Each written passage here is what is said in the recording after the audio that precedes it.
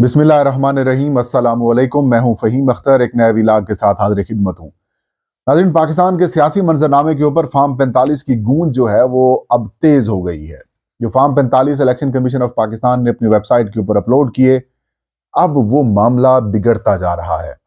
Election commission of Pakistan ने यूं कहें कि अपने हाथ काट कर तहरीक इंसाफ के हवाले कर दिए हैं तो गलत नहीं होगा।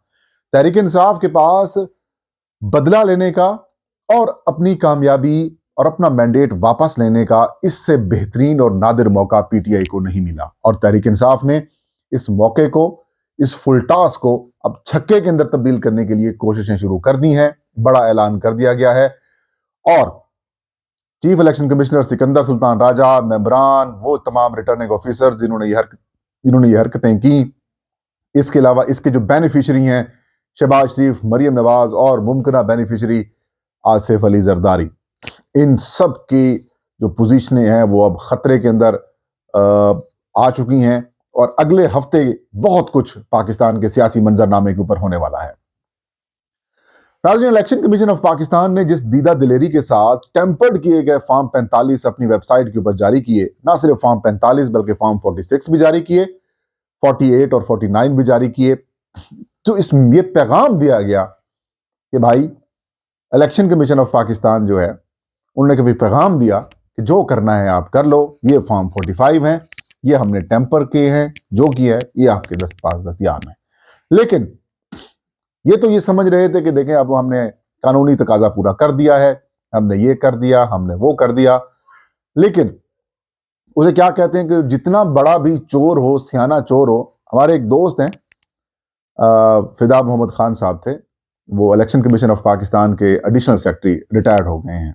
उनके साथ हमारी बड़ी दोस्ती थी। तो एक दिन हम दो चार सहाफ़ी बैठे हुए थे उनके पास, तो उन्होंने एक सवाल पूछा कि भाई दुनिया के सबसे जो शातिर और सबसे ज़हीन जो लोग होते हैं वो कौन होते हैं, वो कौन से सेक्टर के लोग होते हैं। मैंने कहा सर वकील होते हैं, किसी ने कहा सियासतदान होते हैं, किसी ने कहा पुलिस वाले होते हैं, किसी ने कहा कि ब्यूरोक्रेट होते हैं, किसी ने क्या कहा। उन्होंने कहा नहीं, ये सारे जवाब गलत हैं। उन्होंने कहा कि सबसे जो ज़हीन लोग होते हैं वो होते हैं क्रिमिनल्स, वो होते हैं चोर, वो होते हैं जो इस तरह के क्राइम्स करते हैं। फिर उन्होंने कहा, मैंने कहा सर कैसे? उन्होंने कहा ये जिन लोगों को आपने बताया कि ये ज़हीन है, यानी कि वो क्लास, सियासतदान, पार्लियामेंटेरियन, जजेस, ये ब्यूरोक्रेट, उन्होंने कहा ये कानून बनाते हैं, रूल्स बनाते हैं, एक सिस्टम बनाते हैं। लेकिन जो क्रिमिनल्स हैं वो इन रूल्स का तोड़ निकालते हैं और वो तोड़ निकाल कर अपना काम कर जाते हैं। तो वो बात, मैंने कहा बिल्कुल आपकी बात ठीक है। तो आपने जितने भी साफ शफाफ मुनसिफाना इंतखाबात के तरीके इख्तियार किए, लेकिन जो धांधली करने वाले लोग हैं उन्होंने फिर फॉर्म 47 की शक्ल में आपको सरप्राइज दे दिया। लेकिन बात यह है कि कोई जितना बड़ा शातिर चोर क्रिमिनल क्यों ना हो, वो अपना कोई ना कोई ऐसा सुराग छोड़ जाता है जिससे वो पकड़ा जाता है। और जो ये फॉर्म 45 है, ये बुनियादी तौर पर ये सुराग नहीं है, ये तो क्लियरली पिक्चर बता दी गई है कि भाई चोरी कर ली है, ये टेम्पर भी कर लिए हैं, अब आपके पास जो है कर लें। अब इलेक्शन कमीशन ऑफ पाकिस्तान ने फॉर्म 45 जारी करके इन्होंने बड़ी फने खान बन रहे थे कि देखें हमने ये कर दिया, हमने वो कर दिया। बेसिकली इन्होंने अपने हाथ काट करके तहरीक इंसाफ को दे दिया, और आज तहरीक इंसाफ ने इस जो इन्होंने सबूत तिश्तरी में रख कर तहरीक इंसाफ के हवाले किए हैं, अब तहरीक इंसाफ इसको लेकर घुमा रही है। अब नेशनल मीडिया अलग, सोशल मीडिया अलग, इंटरनेशनल मीडिया के अंदर रिपोर्टिंग शुरू हो चुकी है। और तहरीक इंसाफ ने आज प्रेस कॉन्फ्रेंस की, बैरिस्टर गौहर अली खान साहब थे, तैमूर जगड़ा साहब थे, इसके अलावा जी सलमान अकरम राजा साहब थे। ये बड़ा नाम है तहरीक इंसाफ का। इन्होंने प्रेस कॉन्फ्रेंस की, धुआंधार किस्म की प्रेस कॉन्फ्रेंस की, और सारा चट्ठा कट्ठा खोल के रख दिया। इन्होंने वो कई हलकों के फॉर्म 45 का वो जो कमीशन की वेबसाइट से अपलोड किए गए थे वो दिखा दिए, और अब फंस गए हैं। अब जो एक था उसको 9 कर दिया, किसी को 7 कर दिया, 313 थे उनको एक साथ पहले लगा दिया, वो 1313 हो गया। ये इतने अकल के अंधे हैं कि इनकी असल में इतने ज्यादा वोट इमरान खान और तहरीक इंसाफ के उम्मीदवारों को पड़े कि ये बौखला गए, ये परेशान हो गए। इनको समझ ही ना आए कि भाई अब इससे हम निपटे कैसे। अब फॉर्म 47 तो तब्दील किया, लेकिन भाई नीचे और भी तो फॉर्म्स हैं।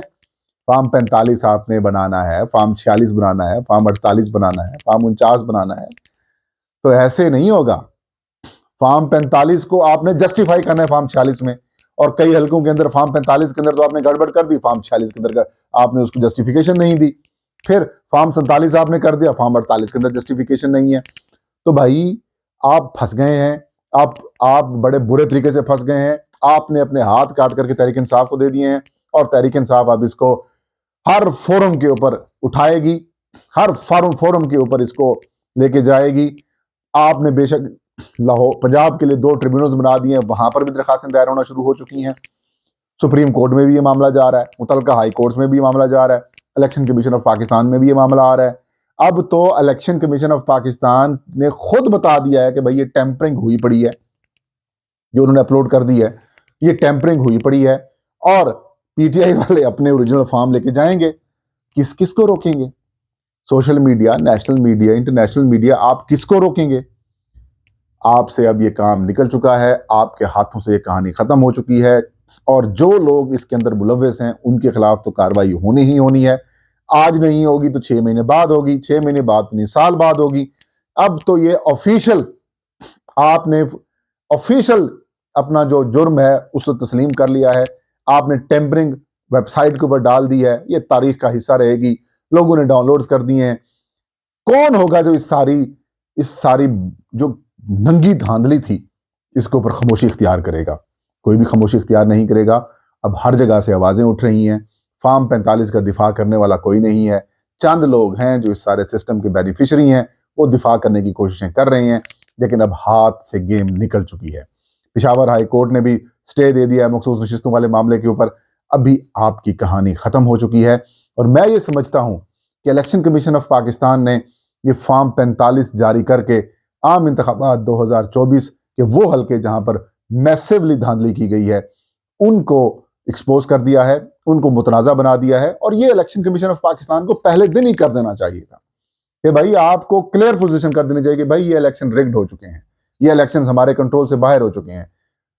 इसका बेहतरीन हल यही है कि chief justice of Pakistan justice Qazi Faez Isa साहब खुदारा खुदारा खुदारा पाकिस्तानियों के ऊपर रहम करें, पाकिस्तानी अवाम ने जिसको मैंडेट दिया है उस तक वो पहुंचवाएं, अपना किरदार अदा करें, कोई जुडिशल कमीशन बनाए, कोई इंक्वायरी कमीशन बनाए, वरना ये मामला पाकिस्तान की हद तक नहीं रुकेगा, ये मामला अब बाहर जाएगा। अब बाहर जा रहा है, और इन इंतखाबात को कोई तस्लीम नहीं करेगा।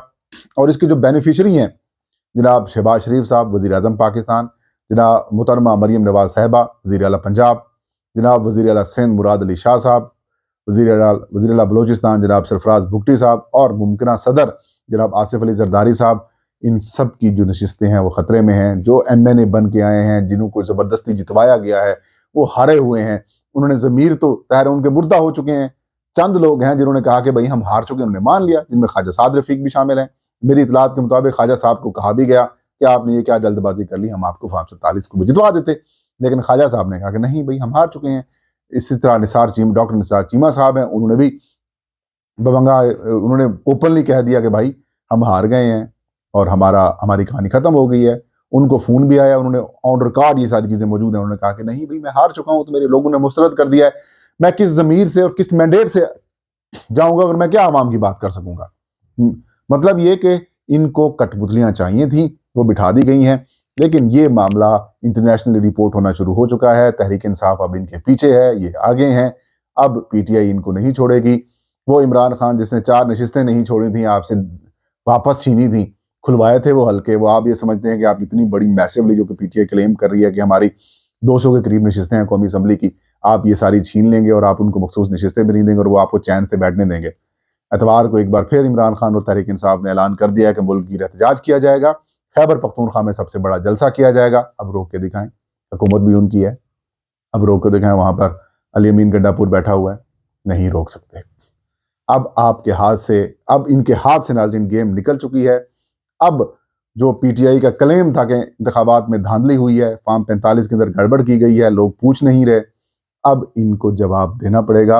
और कहीं ना कहीं से तो देखें, ये एक प्लान ये बनाते हैं, एक प्लान अल्लाह बनाता है, और जो अल्लाह का प्लान है ना वो सबसे कारगर है। तो ये कहानी इनकी ख़त्म हो चुकी है। अब कहानी तहरीक इंसाफ के पास है।